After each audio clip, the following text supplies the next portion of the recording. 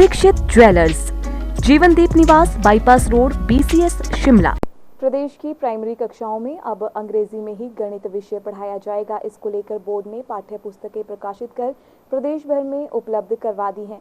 यही नहीं, प्रदेश शिक्षा बोर्ड इस बार NCERT की तर्ज पर बोर्ड कक्षाओं के सिलेबस कम करने जा रहा है, जिसे शैक्षणिक सत्र 2024-25 में कम किया जाएगा। इस बार प्रकाशित पहली व दूसरी कक्षा की पाठ्य पुस्तकें नई राष्ट्रीय शिक्षा नीति के तहत तैयार की गई है। प्रदेश स्कूल शिक्षा बोर्ड के सचिव डॉक्टर विशाल शर्मा ने कहा कि पहली व दूसरी कक्षा की पाठ्य पुस्तकों में बदलाव किया गया है। अब प्राइमरी कक्षाओं में गणित विषय केवल अंग्रेजी में ही अनिवार्य कर दिया गया है। सबसे पहले तो मैं आपको बता दूं कि पहली और दूसरी कक्षा में जो पहले की पाठ्य पुस्तकें थी वो हमने चेंज कर दी हैं। इस बार जो पाठ्य पुस्तकें सप्लाई की गई हैं वो न्यू एजुकेशन पॉलिसी के हिसाब से जो पाठ्य पुस्तकें बनी हैं वो हैं।